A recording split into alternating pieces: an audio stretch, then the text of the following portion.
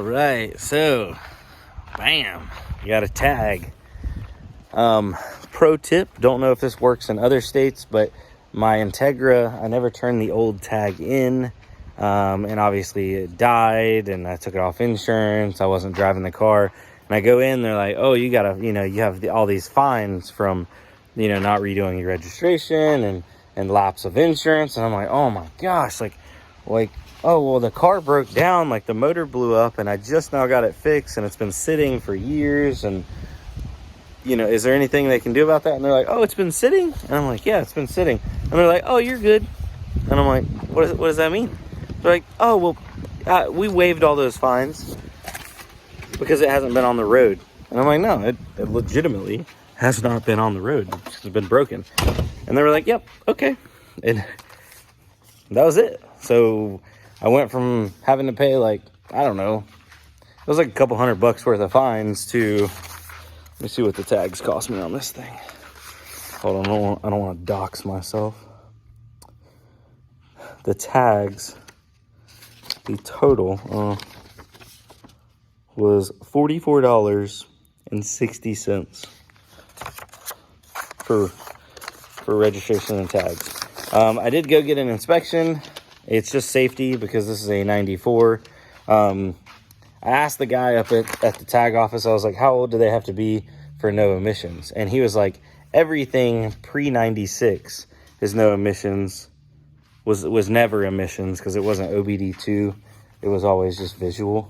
But then he was saying he's pretty sure it's 20 years, but he had just started working there, so maybe that's why he gave me such a break on the whole fine thing. But that's kind of cool that he did.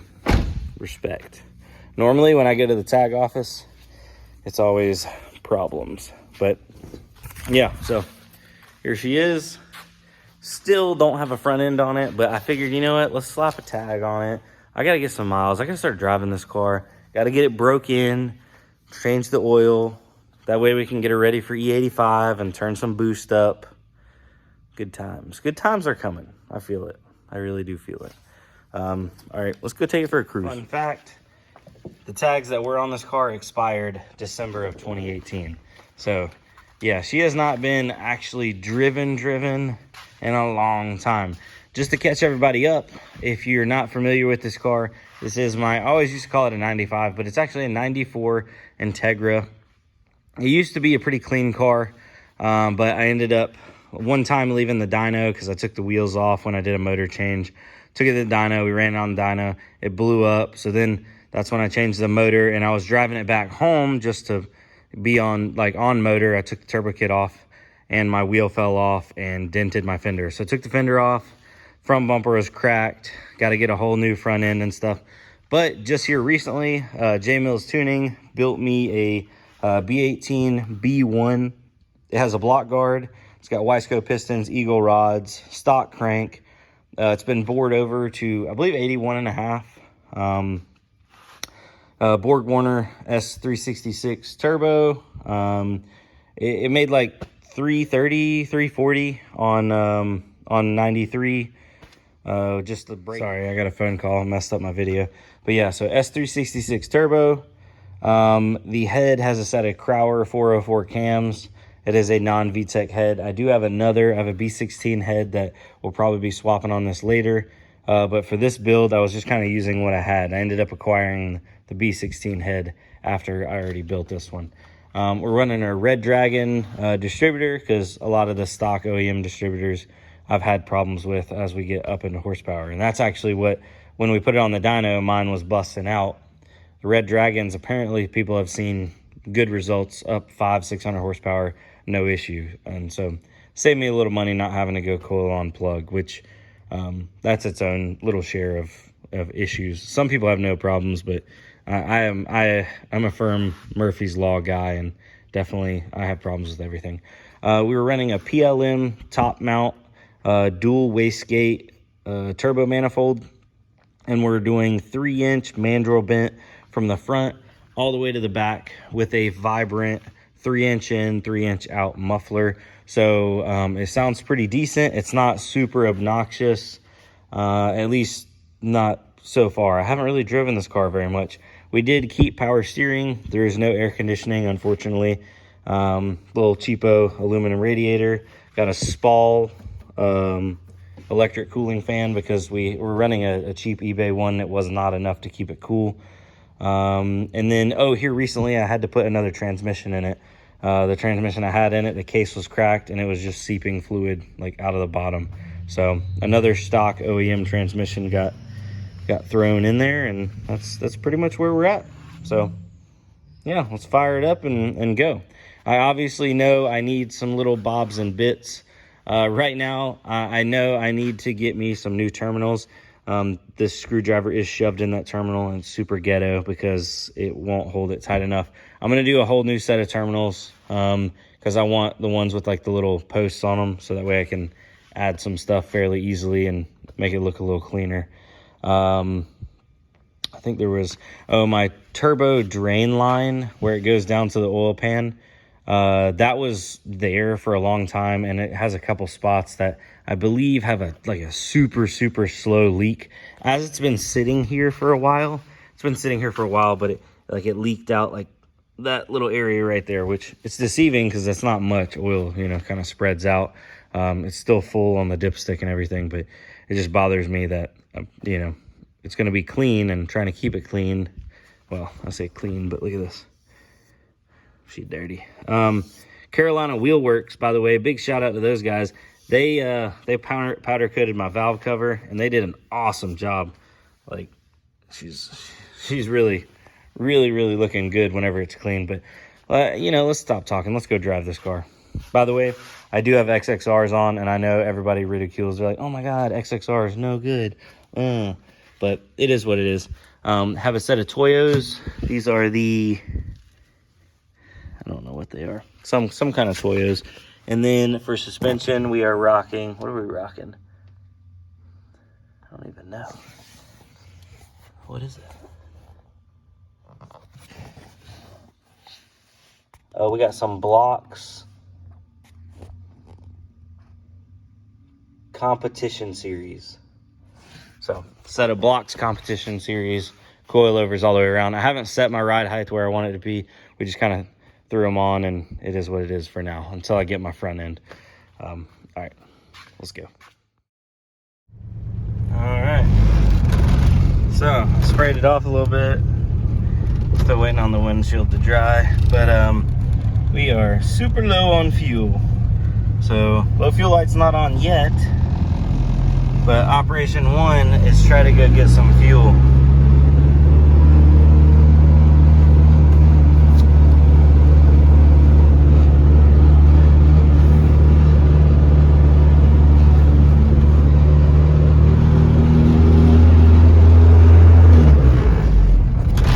The old stock shifter,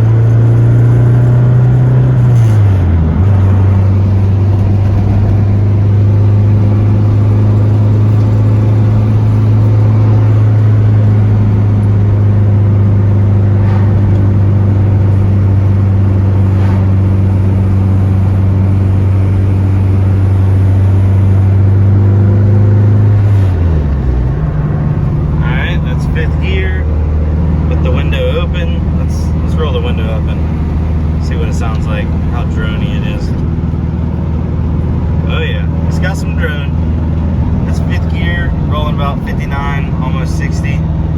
This thing feels like, oh man, it needs an alignment really bad. It's pulling all over the road.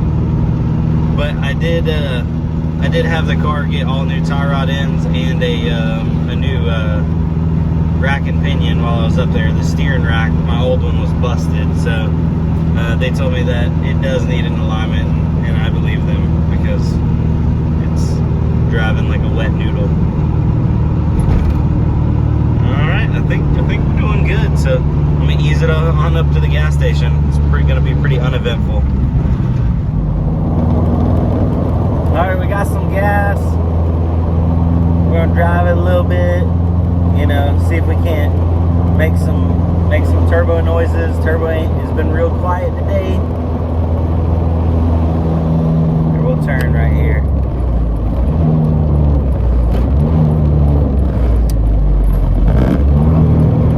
I don't know if the camera's gonna stay there or not.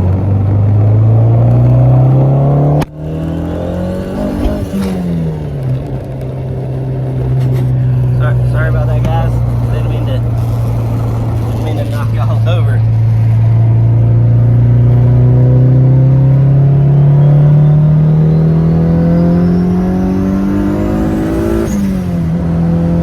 Oh my, she comes alive. God, the spool time on this thing is ungodly. Bad, really bad. It don't want to spool till like 5,000 RPM. I don't know. Once we go back for E85, we'll see what it does, but we might be putting a different turbo on this thing.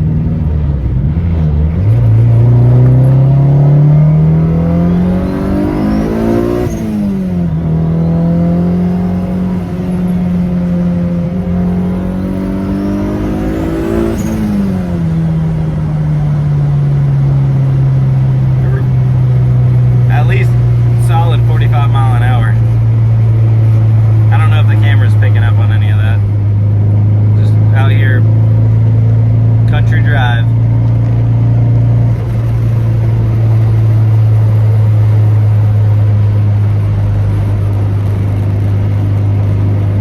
I'll do one more little pull up here. This is a good spot.